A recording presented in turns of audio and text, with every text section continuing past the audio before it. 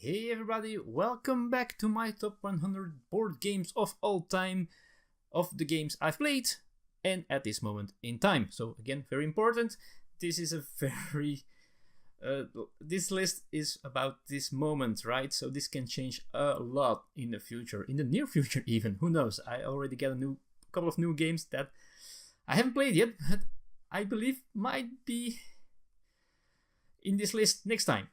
We'll see. But anyway, without further ado, let's not make this too long of a video again. It probably will take about 20 to 30 minutes again to show you all of them. But here we go with number 90. And number 90 is a new game to the list. I think it got released about a little bit more than a year ago. Not sure, don't know. It is number 322 on Board Game Geek, so it is very well renowned for a newer game, and it is the game called Baron Park. Now, this is a game that uses kind of a Tetris pieces. In this game, you have your own Baron Park, your bear park, and you're trying to build your bear park with, well, these enclosures with different types of bears, and they are Tetris shaped, as you can see a little bit here on the box back here.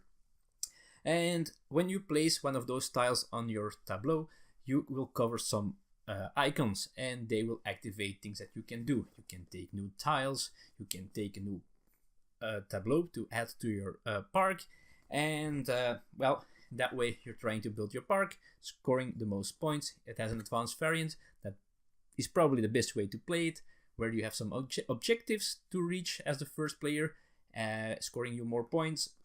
And it's very cool. It's just very accessible. The theme works. The Tetris shape thingy works as well.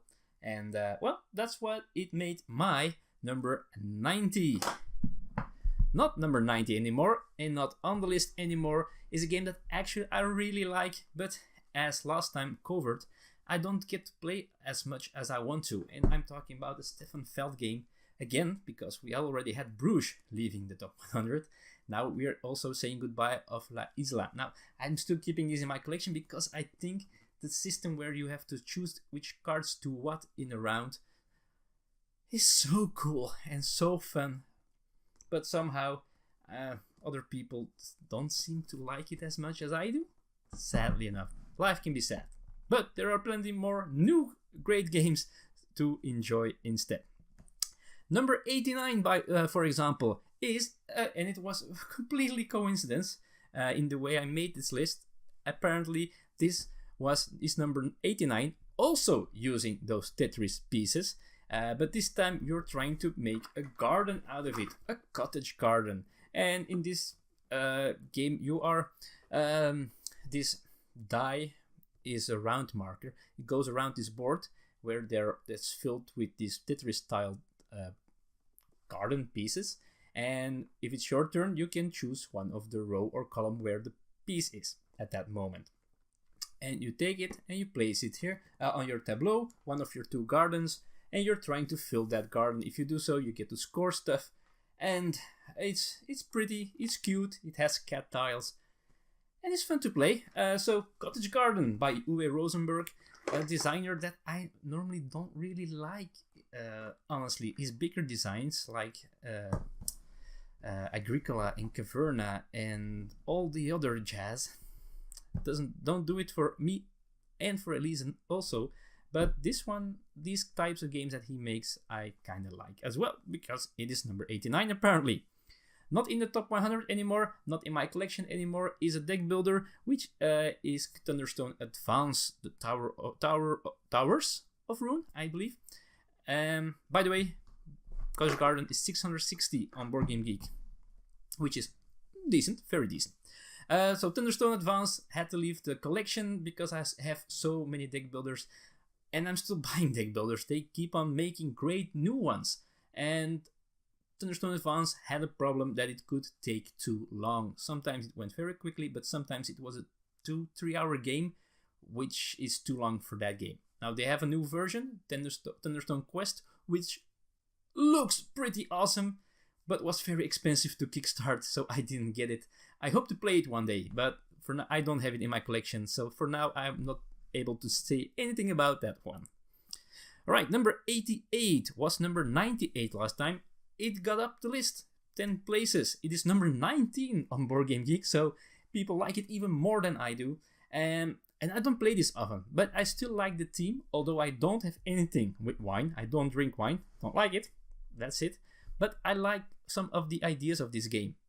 The summer and the winter cards, the winemaking, the worker placement. I'm talking about viticulture, and this is the essential edition. This is also the highest rated one, because there's also the normal viticulture, I think. That's also on Board Game Geek, but that's this one is rated the highest. As I said, number 19. A very cool game, and especially the workers that you have, the cards, they all feel overpowered. So each time a player plays one of the cards, you think, that's so powerful, come on, man. But then you play a card which is also overpowered. So that's what makes the game work in that case. One gripe that I do, gripe that I do have with this game is that you can have bad luck with the vineyard or the vine cards that you get. Some are just not that powerful. If you draw bad ones all the time, then you might be screwed a little bit. But besides that, very cool game. And if you know people who want to do a next step game, and you know that they are into wine, this is a very cool one to bring to the table. Alright, 87 is an older game. It is, I think it is a Spiel des Jahres winner of 2012. Made by a very famous designer, because he made one of the most famous modern board games of all time. The mother of all deck builders, Dominion. But this one is another one of his. This is Kingdom Builder. And in Kingdom Builder, you're trying to place your little houses on the spots on the board, which is a modular board with all hexes on it in different terrain types.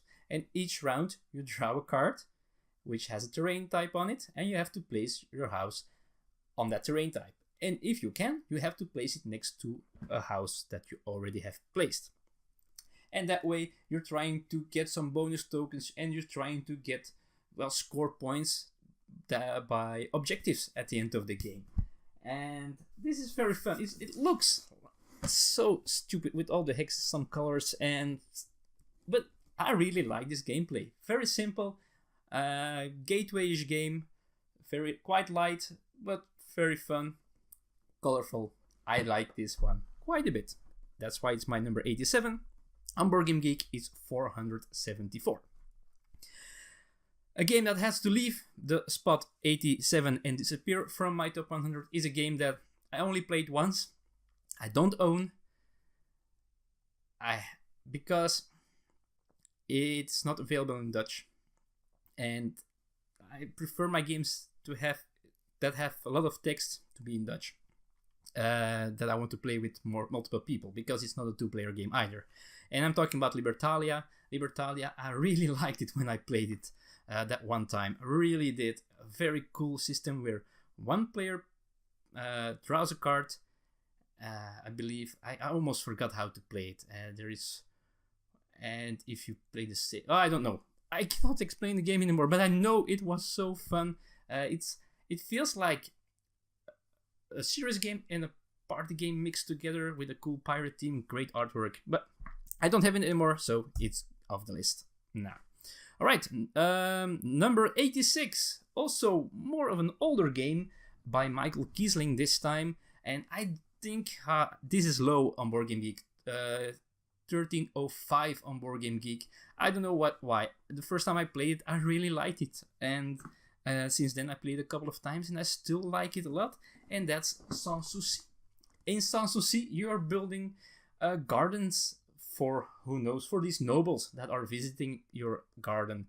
And you do this by playing cards from your hand, letting you either take, they let you take a tile from a main board, and they have different types of scenery on them, and you have to place them in the correct place.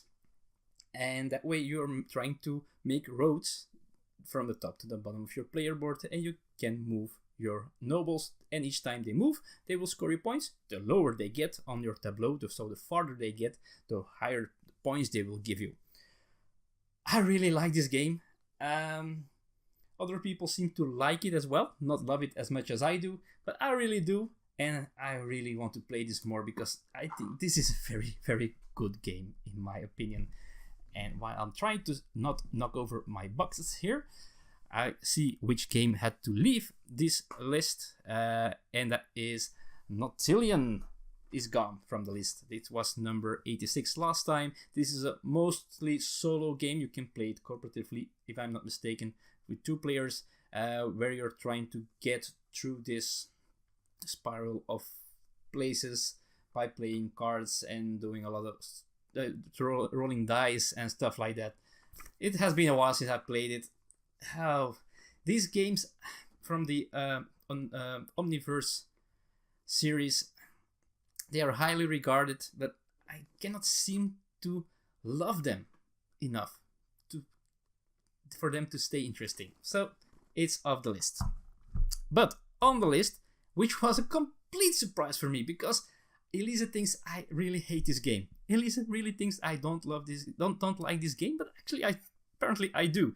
It is number 268 on Board Game Geek. It wasn't on the list last time, although I had it 2 years ago. It has been in my collection for a while, and that's Glenmore. Glenmore is this tile-laying game where you're building your tableau with tiles, with villages and fields and castles and all those kind of things, and activating them, and giving you resources that you can exchange for points for other things that can be exchanged again for points. And maybe the reason why I don't love it is because it looks kind of bland. When you're playing it, it doesn't look that very awesome on the table. Now, there is, this year, 2019, there will be Glenmore 2 with brand new artwork.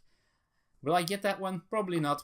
I will keep this copy. It plays well. It's a cool game. Also, the way you get the tiles, the system is pretty cool. It's nerve-wracking in a way, because you move your player token to the tile that you want, and you take it and you place it.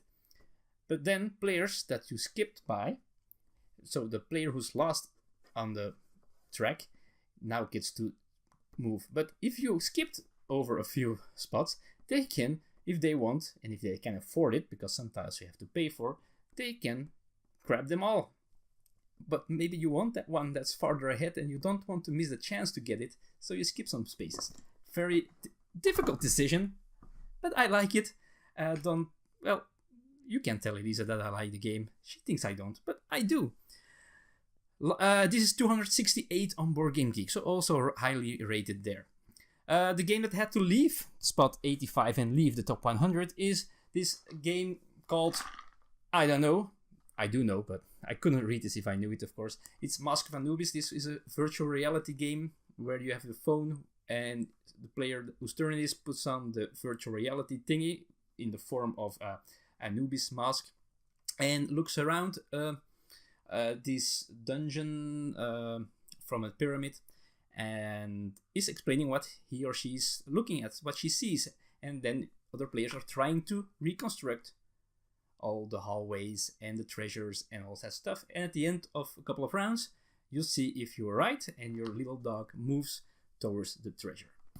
Actually very fun, but messing around with the phone in a thingy is not, it's a little bit fiddly, but I like it quite a bit. But it's not in the top 100 anymore. In my top 100 at 84, 538 on Board Game Geek, but especially highly rated as a party game, is Wits and Wagers, this is a Dutch version, Zet in and Win. This is a trivia game, all about numbers. So in this game, you draw a card, and there's a question on it, and the answer will be a number. For example, how many Tic Tacs are there in one small box of Tic Tacs? So, this is a team game as well, so teams will write down a number on their card, place it face down. If everybody has written down a number, they will reveal it, and you place it in numerological order on the board. Now, next step is that every team will have as a small meeple and a big one, and they will bet on which player, so which answer will be the correct or the closest to being correct without going over the right answer. So you cannot be over it. That way, this game balances his knowledge and knowing your opponents, because you might not have a clue of the answer, so you write something down, but you can still score a lot of points by guessing who didn't know it. And if people guess your answer and you're right, they score points as well. Or a very cool trivia game, not the one where you have to be ultra smart to win. All right, number 83, new to the list as well, although also one of my longest in my collection. It has been for years in my collection. We played it a lot in the beginning of this hobby. Lost Cities. This is a 2-player only game, also by Rainer Knizia. I think we saw that name before already. I don't think we did. Maybe last time. No, I don't think so. A Lost Cities 2-player game where it's a Paysaton team. You're going on an expedition and you're trying to score the most points by doing so. Actually, you're just trying to get sets of cards in different colors in numerological order from 1 to 10, I believe. And you do that by playing a card and drawing a card. And you can play a card either in your tableau or in the middle, which is a card that you don't use, and then you can draw a card from the tableau, from discarded cards, or from the draw pile. Now, thing is, this is a game of chicken a little bit, because you have cards that you don't need, but you know your opponent needs, so you are keeping them because you don't want to discard them on the tableau for him to take it. And oh man, the stress sometimes of this game is very hard. It is a very cool 2-player game. Really advise to try it out. You should. Really cool game. 83. It is 296 on Board Game Geek, which is high for a 2-player only game. Number 82 was number 57 last time, so it dropped 25 spots. It is number 45 on Board Game Geek, so a highly rated game on Board Game Geek as well. And that's the game that's Seven Wonders, which is a very famous game, of course. Also one of my first ones. Plays great with all numbers. I believe even with 2, with this bot player that you used. In this game, you are trying to score points by collecting sets of cards. It's drafting. This is the drafting game. If Dominion is the mother of deck building, this is the mother of drafting games. So each time you start with a number of cards, you choose one to play, and you give the leftovers to your neighbor, and then you get from your other neighbor, you get their leftover cards. You choose one, play, and that way you're building your empire. You can build your wonder, scoring you more points or giving you more stuff. And really cool game from one of my favorite designers, Antoine Bauza. 7 Wonders. Now, last year, number 82 was a game that I'd never owned before, but I've played it 2 times. I really liked it, and that's 5 Tribes. Why don't I have it? Because the AP in this game can be mind-blowing. Some players just cannot handle the AP or cannot handle this game and have to think way too long for each turn. That's why it is not on the list anymore. 5 Tribes. And the last one for this episode, which is going to be a little bit shorter than the last ones, yes, is number 81. It was number 66 last time, so it dropped 15 spots, which isn't a big deal. And I believe this is the first Stefan Feld game that's still in the list, because we already lost 2 from the top 100. And that's a 2-player game also only for 2 players, and that's Roma. Now you have Roma, and I'm going to try to get the box. You have Roma and Roma 2 called Arena. Now, you can play this or either of these by itself, or you can mix them. One player playing with this set, one player with this set. So I have both of them, and somehow, so I think both of them are in this one. I'm not sure anymore, but I do know I have one of these twice. I don't know how I did it. But in this game, it is a game where you're placing cards on certain spots in a row, and they're numbered with number of dice. And each round you're going to roll your dice, letting you activate the cards of that number, and that way you're trying to score points. You're trying to destroy cards from your opponent, because at the end of each turn, for each empty spot that you have, you will have to pay points again. So you want to have a lot of cards in there. So you're trying to get rid of cards from your opponent, because they have powers as well that they will activate maybe next time. And you play until the a certain number of victory points are gone from the pool. So that's player have scored. Very cool, very quick 2-player game. Maybe a little bit too much luck involved, but it's so short, so quick that it's not a big issue for me. So that's my number 81. It is 917 on Board Game Geek, but I like it a little bit more than you, or than most of you. So that ends part 2 of this top 100. We're still going strong. I hope you're still going strong. I hope you're still liking this and following this. Again, have you played any of these games, and how do you rate them? Again, are there games that you think, man, what is this Vitruvian gamer thinking? That should be way up higher. I can imagine a couple of them that you might think this is way too low, and I can imagine a couple of them that you think this shouldn't even be in your top 500. Let me know in the comments below, and I hope to see you next time when we go from 80 to 71. Thanks for watching this one, and I hope to see you all next time. Bye bye.